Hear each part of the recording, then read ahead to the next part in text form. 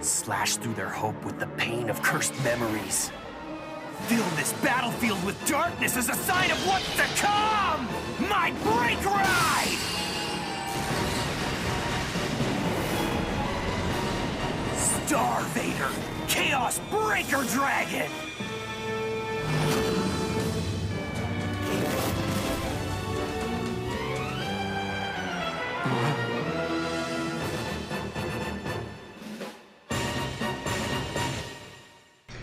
What's up guys, Brandon here from TheTeamOlympus, back to do a deck profile on one of my all-time favorite clans, Link Joker. Now, I tech a lot of different cards than most people, but it's just my preferred choice. But I'll go ahead and get on with the deck profile and then I'll explain my card choices. So my starter is Black Ring Chain. He's the grade 3 searcher. You counterblast 1, check the top 5 for a grade 3, and put it in your hand, and shuffle the rest back. Personally, I like him better than Unicorn, but most people say otherwise. But I just feel that he helps me out better than the Unicorn does.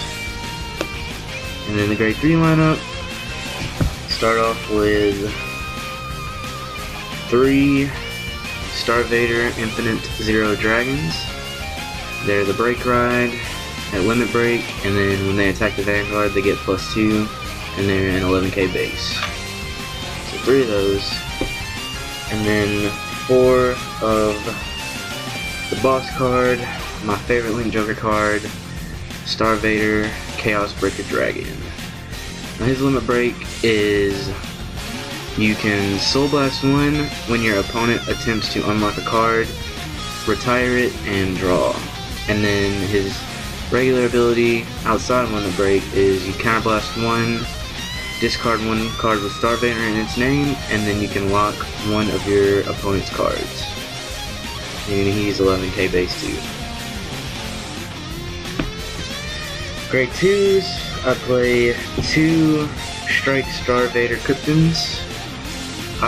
I personally just play them because they're SPs, but I also really like their art, which is one main reason why I like Link Jokers, because all the card art is just awesome.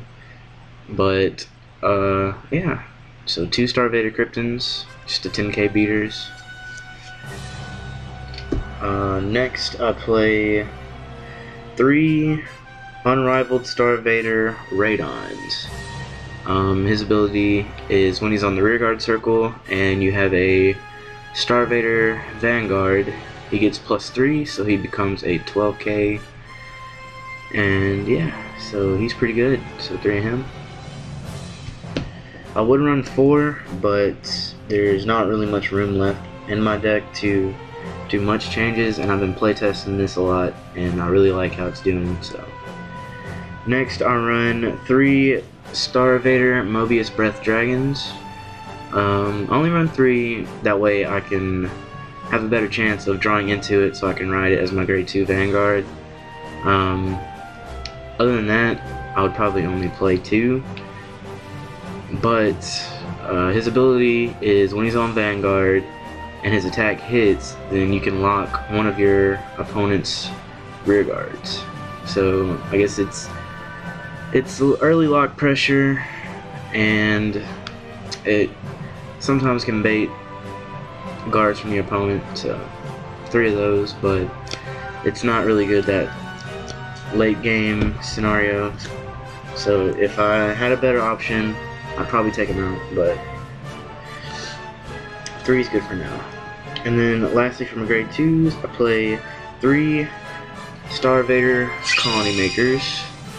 Her ability is when she's placed on the rearguard circle and your opponent has a locked card, you counterblast 1, search your deck for 1 grade 1, I think it's Star Vader, but it might just be Link Joker. 1 grade 1 or less card with Star Vader in its card name, and then you can call it to the rearguard circle, and you can call it to any rearguard circle. So I like that. You can call out Neons or Lanthanoms or anything like that. So that's it for grade 2s. Moving on to grade 1s, I play I personally tech one Star Vader Chaos Beat Dragon. And I only play one because I can get it out on the field pretty easily with Colony Maker, and I really could care less if I see it or not, but if I do see it, then it helps. What his ability is when my opponent has a locked card and he boosts a Chaos Breaker Dragon, he gets +5, so he's an 11k booster. And it does not have to be a Vanguard Chaos Breaker Dragon, it can be any Chaos Breaker Dragon, so they can be on the rear guard circle. So it makes it a 22 row, so it's pretty good. So just one of them's fine though. Next, I play 2 Star Vader Aurora Eagle. Personally, 2 because once again I can get them out with Colony Maker, and they're a little bit better than Chaos Beat Dragon. If I had to pick between this or Chaos Beat Dragon, I would obviously play this because what their ability is if you have more rear guards than your opponent, then he gets +4. So he's only 10 and Chaos Beat's an 11, but Chaos Beat has to boost Chaos Breaker, where this can boost anything as long as it's a Vanguard. So 2 of these, and you're more than likely always gonna have more rear guards than your opponent since you're constantly locking cards. So yeah. Next I play 2 Demonic Claw Star Vader Lanthanum. I only play 2 because of, once again, Colony Maker, and I see this card more than not, and personally it's not like a big necessity. I mean, it's a really good card, but if I don't see it, once again, it doesn't really make a difference. I can still hit really high numbers.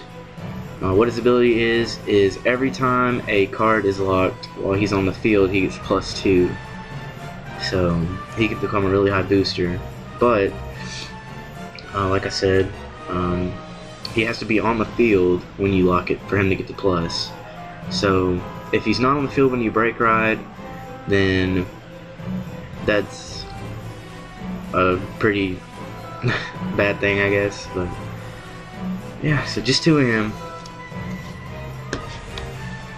Next I play 3 Mana Shot Star Vader Neon. They're pretty good.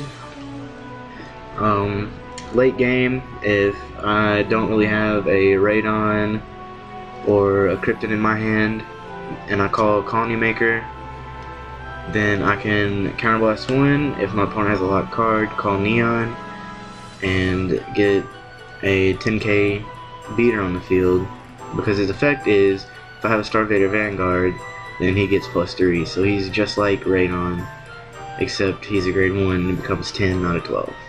So 3 of those.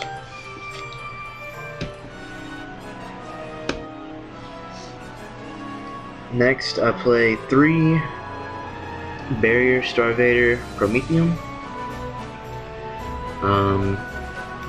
3's good. I see them a lot, but I would run 4 obviously because of the way that Vanguard's gotten with all the break rides and cross rides and stuff, but 3's pretty good, I guess, if you only have 3. So 3 of those. And lastly, for grade 1s, I play 4 Prison Gate Star Vader Palladiums. This and the break ride are the backbone of Link Joker in my opinion at the moment. Unless you play Schwarzschild, then I guess you could say differently. And personally, I think Chaos Breaker, if you don't get the break ride, then he can survive on his own. But the break ride and Palladium just make this deck extremely good. If you don't know what he does, when your opponent attempts to unlock a card at the end of their turn, you can counterblast 1, put him in the soul, and relock it. So that's extremely good, and it combos with Chaos Breaker, because if you don't have that much in soul and you need more cards in soul so you can soul blast and retire more and draw, then you can use Palladium to relock the card and throw him in the Soul, so you'll have more to Soul Blast to get more hand advantage. So yeah, 4 of those. And on to trigger lineup. I play, personally, I play 6 draw. 6 draw. I just like 6 draw. It helps with hand advantage and gives me more cards to guard with, so good. And then I play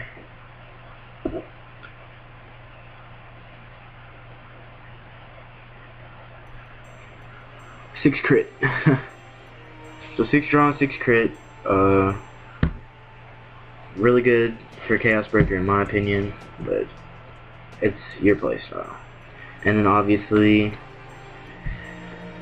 4 heals, and that's the deck. So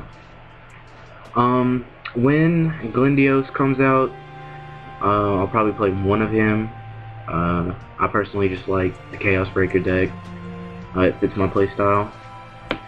So when Glendios comes out, I'll probably play 1 of him. And to put him in, I would probably just take out the Chaos Beat Dragon. So yeah, that's it guys. Peace.